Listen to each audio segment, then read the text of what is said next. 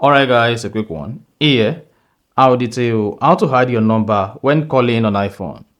So if at the end of this you found this offer informative, please don't forget to like and then subscribe. If you want to hide your number without using a USSD code while calling on iPhone, all you need to do is go ahead and open the settings.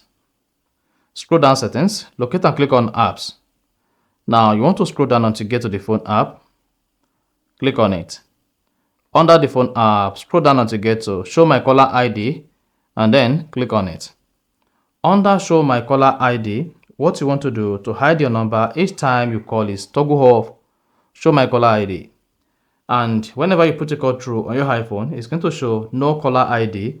That shows your number is hidden and it's not going to be visible at the other hand.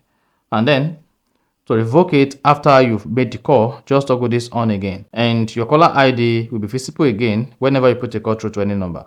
And that's it. So that's exactly how to hide your phone number when calling on iPhone. If you found this offer informative, please don't forget to like and then subscribe.